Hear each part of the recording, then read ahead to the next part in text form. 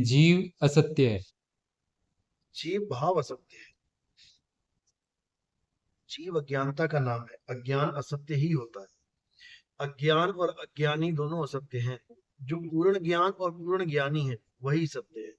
इसी को जीव शिव पीव बोला गया। जीव यानी पूर्ण अज्ञानी, शिव यानी अर्ध ज्ञानी, और पीव यानी पूर्ण ज्ञानी।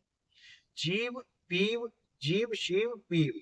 तो साहिब समझा रहे हैं कि जीव शिव सो प्रगटे और वह ठाकुर वह दास, कबीर और जाने नहीं एक राम नाम किया। यानी कि जो जीव अवस्था से शिव अवस्था तक पहुंच गए, जो ऋषि मुनि, ये वेदांती, वेद ज्ञानी, ये सन्यासी, ये सब कहाँ पहुंचे हैं? ये जीव से ब्रह्म अवस्था में पहुंचे।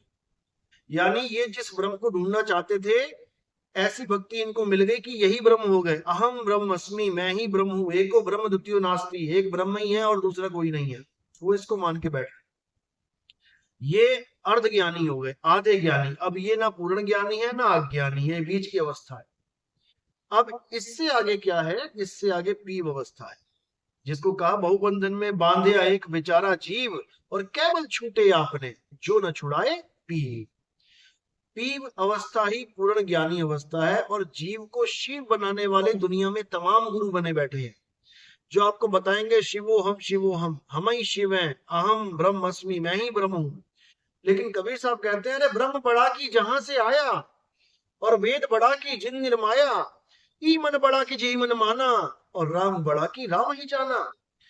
ब्रह्म ब्रह्म कबीरा फिरे उदास, तीर्थ बड़ा की तीर्थ का रास।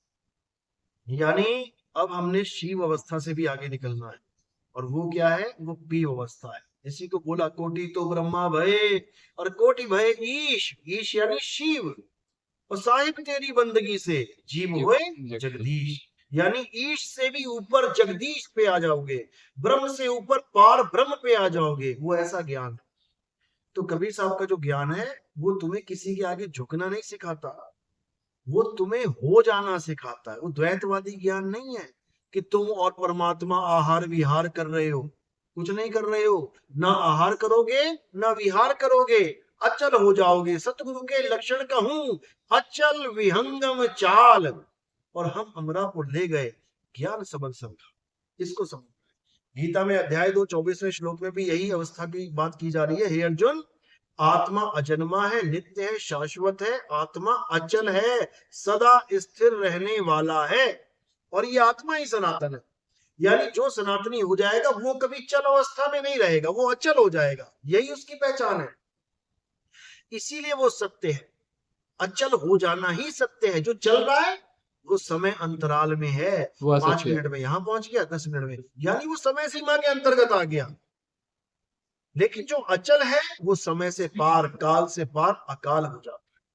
बात इतनी समझ में आ गई तो अच्छी बात, नहीं तो धक्के खाने के लिए 84 है सब। तो जीव भी तो साहब आत्मा का ही स्वरूप हो गया, तो वो असत्य अज्ञान स्वरूप होता है। बात पहले आपको